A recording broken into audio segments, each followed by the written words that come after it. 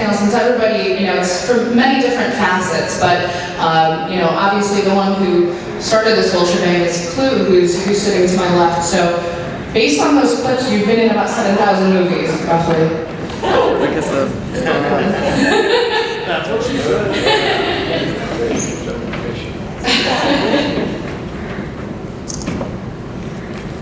So yeah, you've been in a lot of films, obviously. It's like a family reunion here. Do any of you like to watch movies? Yes. That's why we're here. Everybody likes movies. Does this come out? Yeah, it does. Yeah. So yeah, obviously, I guess we'll start with a very basic question. Obviously, you've been in movies. John is a filmmaker. John, did you get a lot of inspiration from what your dad was doing? Is that what got you into filmmaking, or how did this all come about? Your obsession with filmmaking, John? Oh well, Dad's obsessed with filmmaking, and sort of putting films together. So we've been doing that forever, but actually my friend Dan Copman came to me in the 7th grade, and Dad had gotten me a Super 8 Vivitar camera to do, because I wanted to do stop motion animation. That was my big thing.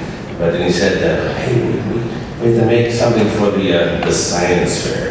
So we made our epic, Everybody's Dead film on the back lot of Universal Studios, and secretly. And so that was kind of, and Dad would drive me on the hood of the car, and we'd be shooting those our dolly shots, and we'd have a little dry ice making smoke, in front of the lens, because everybody died from pollution. And so the back lots, all these buildings, but they're empty. It's my world, everybody was dead. So Vincent Price should be running around in Charlton Heston, where's everybody? Anthony Sherry, I'm here. One of the things that, we have a lot of fun at a festival like this. I do. I hope you do. I guess you do, you wouldn't come here. And Lloyd was, Lloyd, the guy who runs this thing, to be commended because he put it all together for us, people who love film like he does. He's not here, but when you go home, you can think of him. This is fun, but in reality, what I do is very, very, very serious to my way of thinking. Cassie and I and Diane, and actually John is who we're all actors. And it's a very serious kind of work for us. For me, it is. It has been all of my life. I've worked at, 60 years, I guess. And as an example of that, I played a part called Billy the Kid in a show called The Tall Man Before You Guys Were Born. It was a Western. And it was a pretty good show, for what entertainment.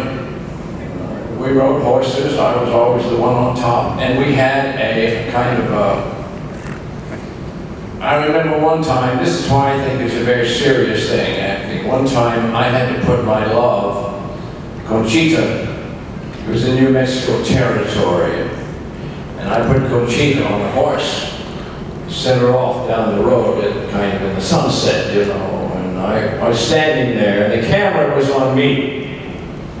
I was supposed to be the hero, the romantic guy, and I was standing there, the camera was on me. I was trying to feel like Errol Flynn, and that little horse got about 10 yards down the road, and the horse went. I knew they would cut, and they didn't. And that horse kept going with Conchita, and I was there looking, trying to be romantic. And I realized that I was in a very serious business at that point.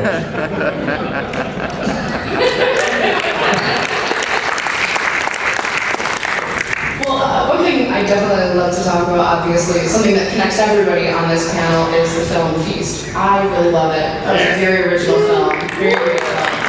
And I'm curious, John, bring the script to your dad and say, hey dad, what do you think of this? Or how did that come about that you brought him in? Well, this was kind of a weird deal because I actually directed that because there was a contest. It was an internet contest called Project Greenlight. Oh, yeah, the Matt Damon one. Yeah, and so you know, I would always edit my friends' entries into it, but I would never enter. And then finally, the third year, and I would never take payment, so he just entered me into the contest on his own as payment for shooting and editing his piece, his entries and stuff like this. So he paid the entry fee. He was a friend of mine, Tom Bliss, and then then I did all the things that you had to do to compete, that kind of thing. So I ended up winning the directing contest, and my friends, who are my friends now, Patrick and Marcus, wrote the script for Feast, and which was originally like a $40 million movie. They say submit a script you can shoot for $1 million, and they submitted a $40 million movie. So that should be a lesson to everybody here. Don't follow the rules, and they won that. So then, so the prize basically though is making a movie, and so that was my first foray into sort of professional filmmaking. When everybody kind of chimes in and does stuff, and so I said I wanted my dad, and they go like, can't just have your family, Do you know who my dad is? You want your dog too? And so that was the beginning of an education. And but anyway, eventually Diane was in it. Diane was Harley Mom. She gets her leg cut off, and we tie bombs to her and blow her up, while she was getting raped by a little monster. That's why she was familiar. And then Ed played the bartender. But originally, the body bombs were not supposed to be strapped on her. They're, more shoved in her. But that was a little too graphic for those guys. So that didn't happen. And she was supposed to be nude. Oh yeah, she was naked. Because, she's dead. Because now was there? I just wonder. I mean, obviously we know who Clue is. We're horror nerds. Do people tend to say, "Oh, you must be related to Clue"? And do you get noticed on your own merit now that you've become an established filmmaker? Or growing up, was it more like, "Oh, he's your dad"? How is that I don't know, it's both. I grew up always like you're Clue's kid and stuff. But every 5 years there's like a new audience. We find, and so it's really weird. So there's some people, few that have never seen Return of the Dead, or never seen any of those other things, and have seen Feast of all things. So there you go. You just never know. Well, that makes You don't sense. have any idea at all. This woman here, this actress from Longview, lives in Dallas, and acts here, just finished a beautiful film with your resident actor, Glenn, and it's coming out soon, but she really, is this your first major thing? That one. Yeah, Second. one. But she's one of the great actors in this part of the nation, and very, very gifted, and she likes Texas so much she doesn't want to leave it, so she tries to get in motion pictures. She auditions around the Southwest and works in regional film and some major films, cast here. She's very gifted. I've been trying to get her to come to Hollywood, but she loves Texas, and she has her love here. Her Stephen, another great acting artist, lives here. She doesn't want to leave them. I don't blame her. She's found happiness, so she's a very gifted artist. Well, Cassie, I'm curious, what was your experience working on, with John and Clue, and can you talk a bit about that for us who nerd so much over John and Clue? Oh, okay. So, this is my audition room, and all I did was sort of scream and say a couple words, but, and you get on set and you think, okay, this is my second movie I've ever done, so I'm just like, they're not gonna give me the time of day or even acknowledge that I exist, and I get on set, these people treat you like you're like a star. And then you feel privileged to be a part of this team, because it is a team. It's not just, oh, Diane's the lead and she's amazing, or, you know, John, he's the director and he's hot shit, you know, it's a team. And they treat you like you're part of that, even though you just stepped on set. And I filmed with them for about 2 weeks, and I can tell you this, out of all the films I've done, I know of at least 30 films since then, and this is the most memorable film, maybe because it was my second one, my first monster movie, but just working with this group of people was the most memorable thing I think I've ever experienced as far as on set. They're wonderful people to work with. So if you were invited out to Hollywood to do another movie with John, would you be there for it? Oh, absolutely. Absolutely. The sex movie we're casting right now. I spoke too soon. Excuse me, Is anyone in here, when Dee was in here talking about Cujo, she had Peter Medic fired for wanting to do nude scenes. Yeah, like, so that's what it's like, you know, when you work with the stars and stuff, you know, it's tough, you know, between you and the actors, it's pretty interesting. Have you, just out of curiosity, anybody on your set, is everybody pretty low-key, or have there been any divas on your set, male or female? They're all divas, No. Except for the family. especially the family.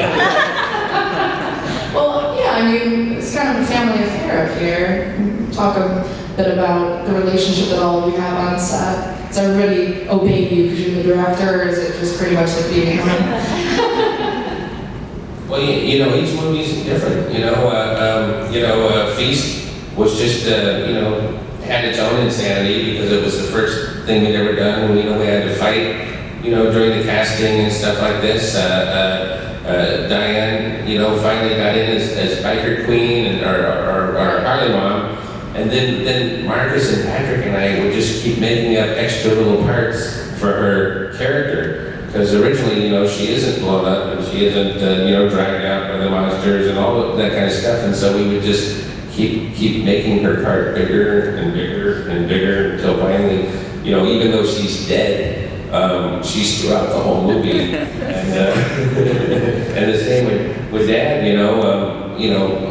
half of the team, realized that, oh my gosh, that's cool, that's his dad. And so then Dad was the bartender and he agreed to do it. And he would come hours early to the set. Everybody else was kind of, some people would come late, some people would miss their planes and not get there. They were constantly asked to be excused. Yeah, everybody wanted to go home early, and Dad would be there, 2 hours early. I'd get to the set, it'd be dark, and Dad be in the corner, there. And so that's I don't know. Everybody approaches it differently, Clue, I'm curious. What do you think of your son as a director? He's a great director. Wouldn't you agree? Well, John hasn't had his major A-film opportunity yet. These people who don't film as well as we do, we're all brothers here in this festival. We're all love film, and they know what I'm talking about when I say the A-film and so forth. But there is a film now that is being written by his younger brother, Tom, and I like it. And I can't say anything about it, but I think they'll do it in the fall. And I hope Cassie's in it, and Stephen, her boyfriend, and Diane, and me, and a lot of our close friends who are actors. But it's a real good piece of writing, and a true story, and I'm hoping that will be the kind of thing. It's not a horror film, but it is in its own way very quietly horror. So we're hoping that will happen for him. As far as directing goes, I worked with hundreds of directors, and Spielberg did a film with me one time, one of his first, an hour show, about death. He was just a young kid, maybe 19 or 20, I don't know how he made it, but it was a beautiful film about death. And I was a dying professional golfer.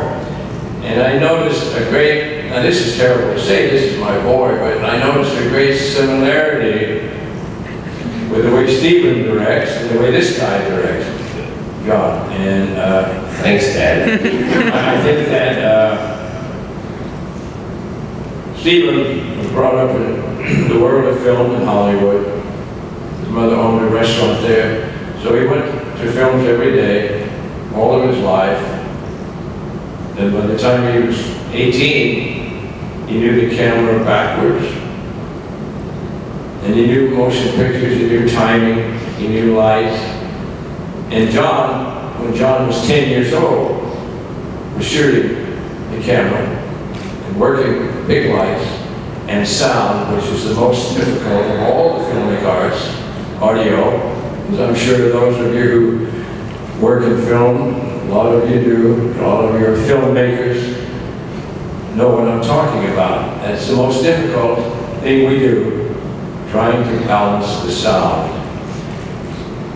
If you have the great actors like Cassie and Stephen and Diane, and I'm very proud of John because I think he's going to be one of our major filmmakers, I hope. I enjoyed his other films. He just finished a zombie picture with Daryl Hannah, which is going to be on Halloween night on the Sci-Fi Channel. I'm going to watch it. John doesn't want me to.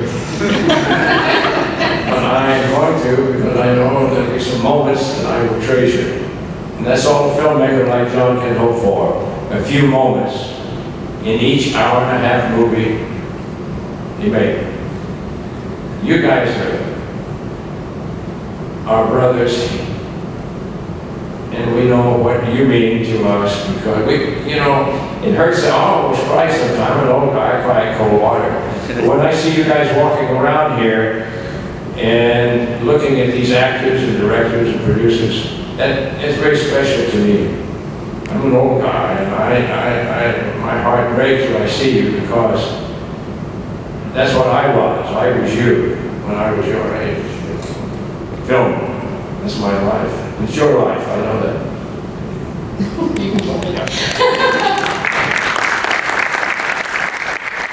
I'm curious to know, so obviously now we know about one project that John has coming up, but what's on the horizon for you, and are these guys involved? Oh, well, I did I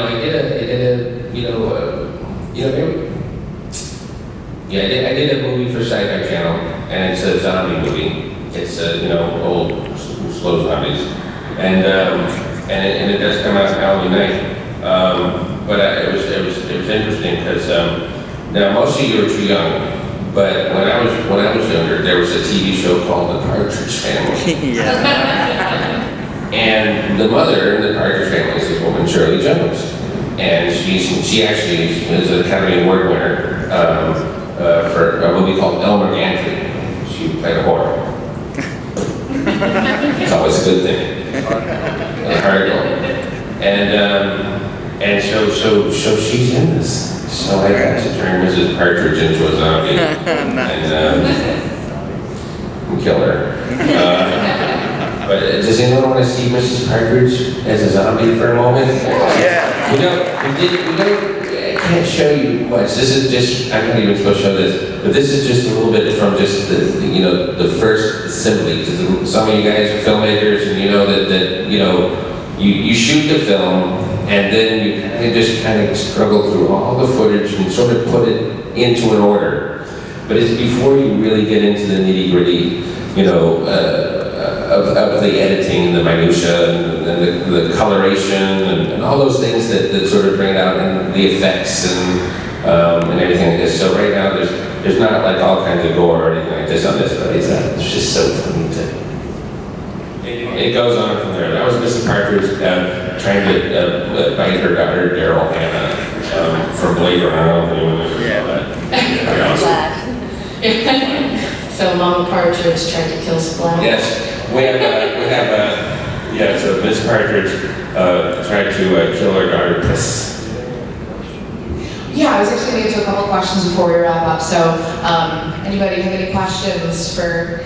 You know, it's funny. I was worried about this panel because of so many different people. This ended up being my favorite panel. You guys are hilarious. Anybody? This is called for you know you can go home and tell your show. This is the penis show. You know, a 5-foot prosthetic penis, and that's what. Wait, that wasn't real? That's what we do in Hollywood. We make penis pictures. I used to see when I was driving that around in my car. The stoplight, you know, with the whole length of my car. Cassie's a very religious girl. She teaches music and things in church. And she can go home now and tell her students that she saw the penis film. They could be nice. Very good.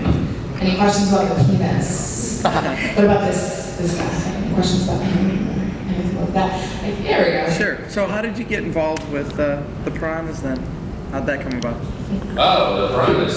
You know, the way it always comes about. You just get some phone call and it's Bob Weinstein going, Gulager, piranha, you want to do it?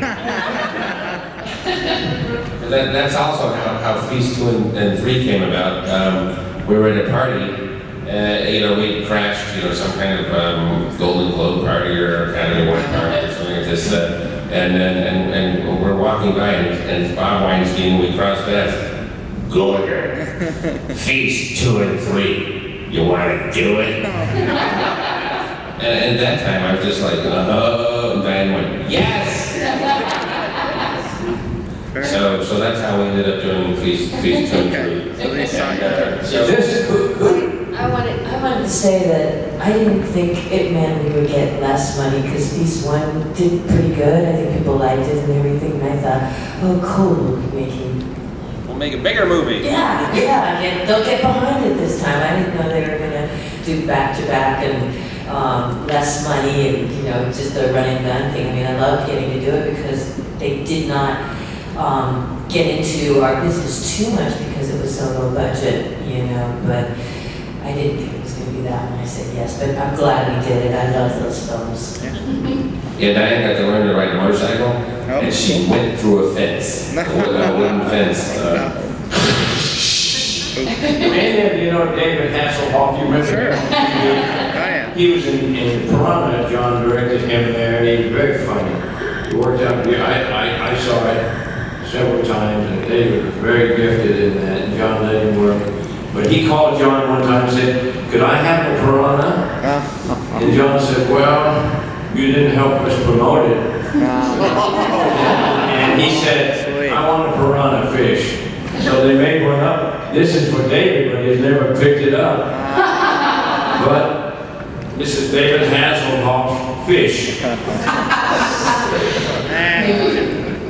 I was going to make a horrible joke about Andy's, and I just don't want to do it when he was eating that burger on YouTube. I just don't want to. Anyways, He thought that's what we were going to do to him in the movie, see? You know, like I didn't want to do that. In fact, the first draft of the script was substantially different from this. It was him, but it was like a kind of a play on JCVD, where he's really down and out. There were no girls in his room or anything like that. And he trades like an autograph for like half a bottle of liquor from the liquor store. You know, he's there to do a personal appearance. And, but he didn't want to do that version. And but it was like really, it could have been pretty cool. This is a very, very heavy prosthetic liver. If you want to lift it after we stop, come up here. I guess John would let you lift it because you wouldn't think it just heavy. But it flew through the air, and these things did, and if they hit you, it knocked the shit out of you. You should come out and lift it. It's really, isn't it heavy? it is. I couldn't lift it with one hand. You know, and you say, well, you know, it's okay, it's very safe making movies. Actors they have it easy. But if one of these hits you in the head, What I'm waiting is for somebody to take this part of the audio and overlay it over the penis movie. You know, one of those hits you in the head. It's all over. No, but I really all to the face. I really want to thank you guys for taking the time out for this panel. It's been really amazing. So thank you so much for coming out.